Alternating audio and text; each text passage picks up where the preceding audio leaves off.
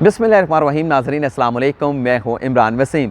नाज़रीन, आज की इस वीडियो में चेयरमैन सेनेट और डिप्टी चेयरमैन सेनेट के इंतखाबात के हवाले से कुछ अहम पॉइंट्स पर आप नाज़रीन के साथ मैं बात करना चाहता हूँ, गुफ्तगू करना चाहता हूँ, लेकिन मुझसे ये फ़ैसला नहीं हो पा रहा कि कौन से पॉइंट्स पर इस वीडियो में अपनी गुफ्तगू का आगाज़ करूँ।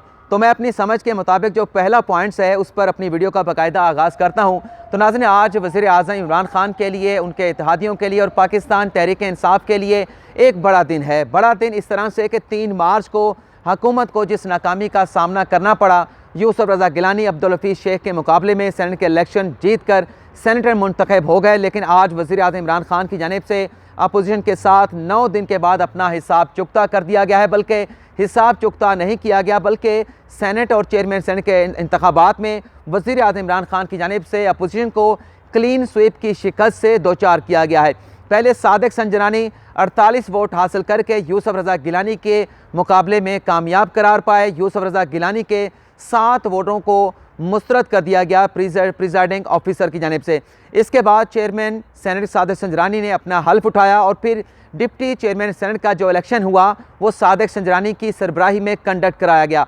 और डिप्टी चेयरमैन सेनेट के जो रिज़ल्ट सामने आए हैं, इन रिज़ल्ट के मुताबिक मिर्ज़ा अफरीदी जो पाकिस्तान तहरीक इंसाफ के डिप्टी चेयरमैन सेनेट के उम्मीदवार थे, उन्होंने 53 वोट हासिल किए हैं, यानी सादिक संजरानी से 5 वोट ज़्यादा हासिल किए हैं। और अपोजिशन के 5 लोगों की जानिब से मिर्ज़ा अफरीदी को वोट पोल किया गया है। और जो 7 वोट पोल हुए हैं उसका नतीजा भी सामने आ चुका है कि वो 7 वोट जो है वो जानबूझकर यूसुफ रज़ा गिलानी को, वो अरकान जिन्होंने ये वोट मुस्तरद किए हैं, वो यूसुफ रज़ा गिलानी को वोट नहीं देना चाहते थे। और डिप्टी चेयरमैन सेनेट के इंतखाबात में जो PDM के मुश्तरका उम्मीदवार थे अब्दुल गफूर हैदरी को नाकामी का सामना करना पड़ा। तो इस तरह से चेयरमैन सेनेट और डिप्टी चेयरमैन सेनेट के दोनों जो सीटें थी वो पाकिस्तान तहरीक इंसाफ ने भारी मार्जिन से जीत ली हैं। और आज वज़ीर आज़म इमरान खान ने 3 मार्च का जो हिसाब था अपोजिशन के साथ, वज़ीर आज़म इमरान खान ने अपना वो हिसाब जो है वो अपोजिशन के साथ बेबाक कर दिया है। वो हिसाब वज़ीर आज़म इमरान खान की जानिब से चुकता कर दिया गया है।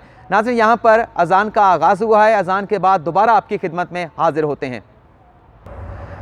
हाँ, तो नाज़रीन, अपनी गुफ्तगू का दोबारा से आगाज़ करते हैं। तो जो पहले पॉइंट पर मैं गुफ्तगू कर रहा था उसको इस तरह से भी हम समराइज़ कर सकते हैं कि आज वज़ीर आज़म इमरान खान ने अपोजिशन की एक बाल पर 2 विकेटें गिराए हैं। वज़ीर आज़म इमरान खान ने एक तीर से 2 शिकार किए हैं। अब्दुल हफीज़ शेख को शिकस्त का सामना तो करना पड़ा, लेकिन इस एक शिकस्त के बदले में आज अपोजिशन को 2 शिकस्तों का सामना करना पड़ा है हुकूमत के मुकाबले में।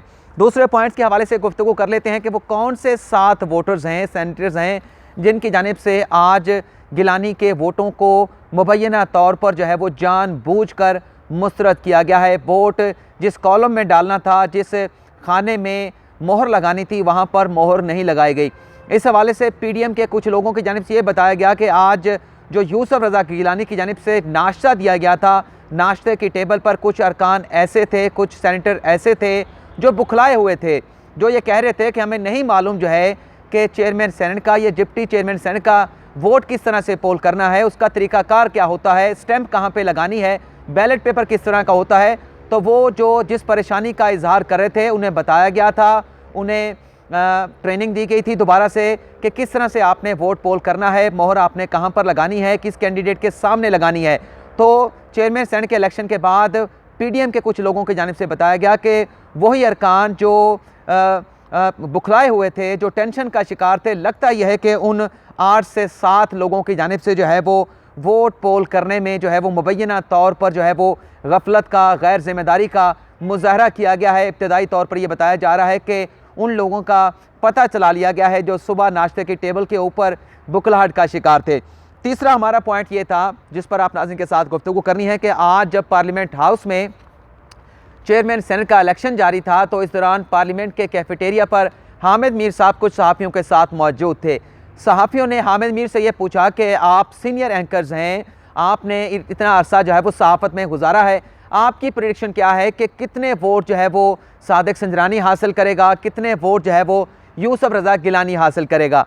तो हामिद मीर की जानिब से ये तो नहीं बताया गया कि गिलानी जीतेंगे या सादिक संजरानी जीतेंगे, या सादिक संजरानी हार जाएंगे या गिलानी हार जाएंगे, ऐसी कोई बात नहीं की गई। लेकिन हामिद मीर की जानिब से ये बताया गया था उस टेबल पर बैठे हुए सहाफ़ियों को कि 55 और 44 का फिगर होगा, यानी एक उम्मीदवार जो है वो 55 वोट हासिल करेगा और दूसरा उम्मीदवार जो है, जो रनर कैंडिडेट होगा, वो 44 वोट हासिल करेगा। तो इस तरह से चाहे यूस अपना हामिद मीर गिलानी को जिताना चाहते थे 55 वोटों के साथ, या सादिक संजरानी को 55 वोटों के साथ जिताना चाहते थे, तो हामिद मीर की ये पेशन गोई जो है वो गलत साबित हुई है। इसी तरह से चंद रोज़ पहले, 2 रोज़ पहले, एक और सहाफ़ी अब्दुल क़य्यूम सिद्दीकी जो कि सुप्रीम कोर्ट में हमारे साथ जो है वो अहम केसेस की समाअत को कवर करते हैं, उन्होंने भी ट्विटर के ऊपर एक ट्वीट किया था और उसमें अब्दुल क़य्यूम सिद्दीकी ने ये ट्वीट किया था, ये कहा गया था कि 55 का हिंसा याद कर लें। और 55 का हिंसा किसके लिए था, अब्दुल क़य्यूम सिद्दीकी किसकी तरफ इशारा कर रहे थे, कोई वाज़ेह नहीं किया गया, लेकिन अब्दुल क़य्यूम सिद्दीकी की ये पेशन गोई भी गलत साबित हुई है। और मुझे ये लगता है जहाँ तक कि हामिद मीर और अब्दुल क़य्यूम सिद्दीकी जो है वो ये कह रहे थे अपनी इस पेशन गोई के साथ, अपनी इस प्रोडिक्शन के साथ, शायद यूसुफ रज़ा गिलानी जो है वो 55 वोट हासिल करेंगे और सादिक संजरानी को 44 वोट जो है वो पड़ेंगे। लेकिन आज चूँकि जमात इस्लामी के रुकन नहीं आए, तो सेनेटर नहीं आए, तो 98 वोट जो है वो पोल हुए हैं।